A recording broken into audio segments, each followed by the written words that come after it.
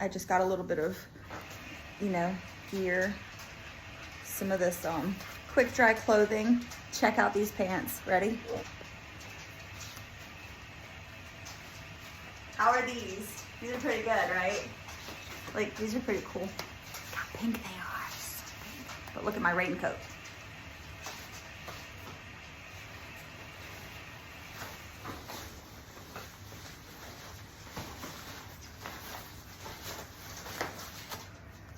Are you guys gonna know it's me out there?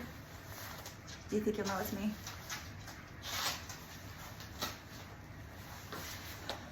I mean, plus if I get lost, like, I will be so easy to see. So easy to see. I wanted to share a little bit of my stuff with you guys. I got some things to go camping with over the last few years.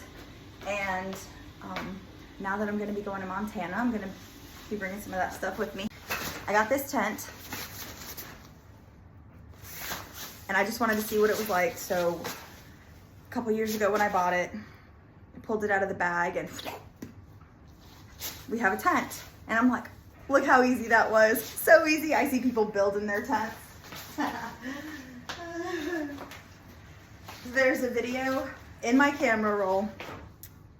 I'm trying to close it. That was fun. Okay.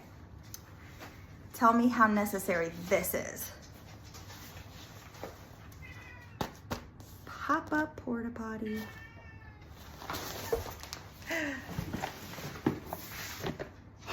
With a little toilet. It comes with like doggy bags. That's pretty good. I also got some trekking poles. I haven't opened them yet. I actually don't know how to open them. I'll have to figure that out. It looks like there's some little gummies for the feet. This is so awesome.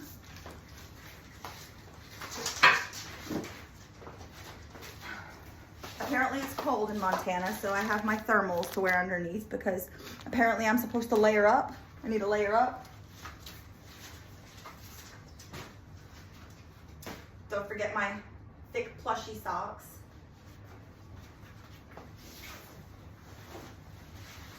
I have more pants just like these ones. Only these ones are black.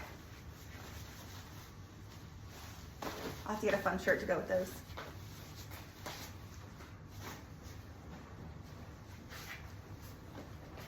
And in my version of camping, I see a hammock. So I have this pretty cool looking hammock that I've never used yet. I probably need to get something to hang it with. What's strong enough to like hold this to two trees? Is it one of those carabiner clips? Is that what I should use? I'm not really sure. A bug zapper. I remember my incident with the mosquitoes. But I mean, I got that a long time ago anyway. I got this. I was thinking about maybe just carrying like one of those gallons or jugs of water in the car. And it's got the little thing, you just tap it and it squirts it out. Don't forget my mini first aid kit. I don't even know what's in this thing. This thing's been in my stuff for a while. I think it's still full. I don't know what all the essentials are that we need. Oh, look, got all kinds of gear in here. Oh, there's a whistle, safety pins, and Q-tips and gauze, and bee sting, cold pack, ace bandage, emergency blankets. Okay. I think that'll be all right. I mean, I'm not going too far. Doubt I'm gonna use this. Also got this a couple years ago. Fancy little survival knife here. It has, maybe they all do, but it has a little secret compartment. They probably, I'm probably not showing you guys anything that you don't know. It's a little packet of stuff inside. Some kind of shavings. Is that for like a spark or something? Some like thread and matches in case you need to have a cigarette and sew something up. I'm just kidding. I'm sure it's got some other uses. I'll probably figure it out soon enough, right? It's like, I'm gonna learn the hard way probably. I learn everything the hard way. I had to learn everything the hard way. I got my books. Who remembers this? I saw this atlas in the Golden Greed documentary, and they were holding it in the car, right? You guys remember that? And so I looked it up and I got it. And then I was like, what page are they looking at? And I see this page right here and I'm like, oh, there's grids. And in the clip of the documentary that I paused, I could see the number 43, 44. I think I saw 52, 53. And I was like, wait, what is that? So I had to get that map specifically. And then I saw the grid number 42 and I thought, 42. And then I wondered, like, could the treasure be in that like 42? And I'm like, oh, I just wish I could get a closer up to see what it is. I wonder what like page it's on or where I could find that, right? So after looking through the book, I find that section on page 42. And this is what it is. It doesn't actually mean something to me because I haven't really looked into it. But it did stand out to me and it made me want to look at it and check it out. I just haven't yet. Anyway, and I have my road atlas. I got some trekking poles. What's the proper way to hold them? Like, how do you use them? Oh, I didn't put the little gummy feet on. There's supposed to be some little gummy feet. I'm so excited that I got so much stuff in pink. Because it makes me happy. So when I'm crossing 9 Mile Hole, the Madison, should I be using the little gummies that look like boots? Or should I be using like these little gummies? Because I'm not sure. And I'm not sure if I'm supposed to like stand tall with them or if I'm supposed to hold them outward. Like, why are these little boots tilted? These little boots are tilted. Look at this. Are you supposed to go? I'm not really feeling much grip, but there's not a bunch of rocks around me either. I came out to the Swing Bridge Park where I live. I wanted to talk about my trip to Montana. I'm so excited. I'm so nervous. It's gonna be my first real adventure. And how exciting to me that I get to go see 9 Mile Hole. And I'm gonna cross the Madison as my first like real boots on the ground trip.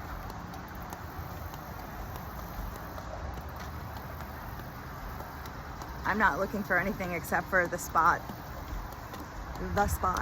you know. So in 2016, I had stage 4 cancer.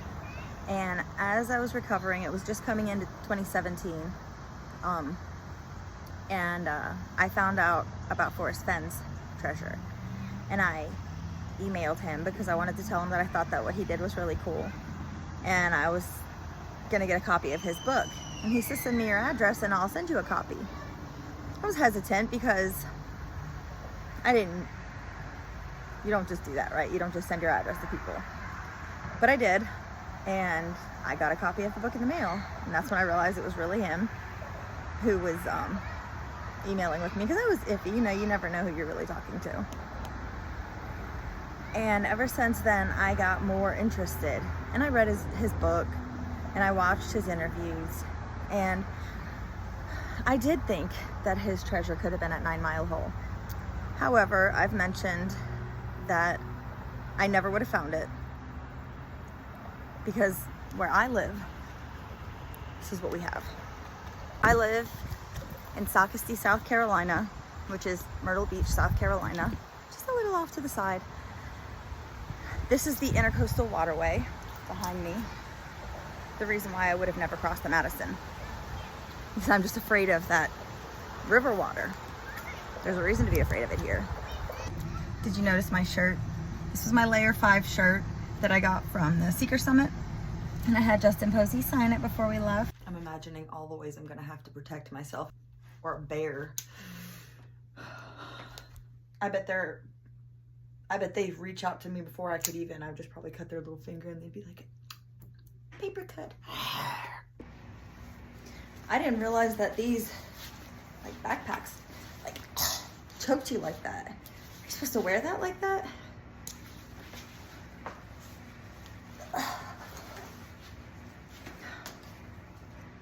Oh well. How much stuff am I going to be carrying? What am I going to be carrying across the Madison anyway? I wonder how long I'm going to be in there. Like, I wonder how long it's going to take to cross the Madison and go in there and like find the location of the treasure.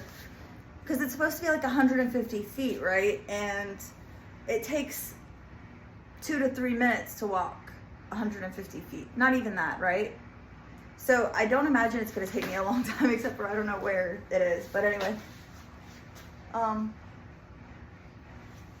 There's my book bag, and I think I read somewhere that when you're crossing Madison, they said like undo your straps in case the current washes you away, so you can just let it go. I think I want the straps on in that case because I don't want to lose all my stuff. I think I'm starting to realize I might have a bit of an attachment to my things. Thinking about the fact that I just said that, and thinking about my pier video, where I was worried about if the pier collapsed, and I was carrying so many things. I had my shades, my hat, my keys, my phone, and my coffee cup.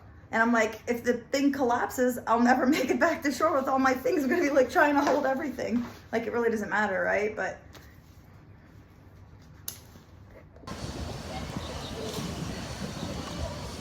I'm wondering if I bit off more than I can chew with this trip. In September, I'm gonna be going to Montana and Wyoming. So first of all, Montana, Grasshopper Inn meet and greet with Justin Posey. I love him. Anyway, and I'm gonna be going to 9 Mile Hole, which is really exciting because this is gonna be my first like real adventure. Like, I went to the Seeker Summit, but I kind of flew in, Ubered to the event, Ubered back to the hotel, Ubered back to the airport, you know, and that was that. I'm actually gonna get to wear my boots, you know, like actually boots on the ground, which I have never done yet, never. And I am so excited. I'm a little nervous, maybe a lot nervous. I've been trying to put together some videos to share my journey because I've always said I'm gonna do it, I'm gonna do it, I'm gonna do it, but I never actually do it. And when I went to the Seeker Summit, I realized that I need to do the things. So I got my ticket to this event, and I thought, okay, I'll buy my flight in. Nope, that's not gonna work. The airport's too far away. If there's a rental car problem, I can't just take an Uber for 3 hours. I mean, I could, but it'd probably cost a fortune. And I did not find the treasure. Not yet, anyway. And then, after the event, I am going to 9 Mile Hole. And this is exciting to me because I've been in this since Forrest Fen. And because that's going to be my first real trip, my real first adventure, I guess you can say, especially on my own. Jana, me and her are supposed to ride together. I met her at the Seeker Summit, and we hung out there, and we kind of stayed in contact, and we decided to do this trip together. She's in Alabama, I'm in South Carolina. And so I'm gonna drive by her, and then I'm gonna pick her up, and then we're gonna head to the event, and then we're gonna go to 9 Mile Hole and then we're gonna come home and maybe whatever little adventures come along the way. So you're gonna see me and you're gonna see her. Not sure if her husband Leo's coming or not. It's up in the air still. He was great. I liked him too, so it'll be fun.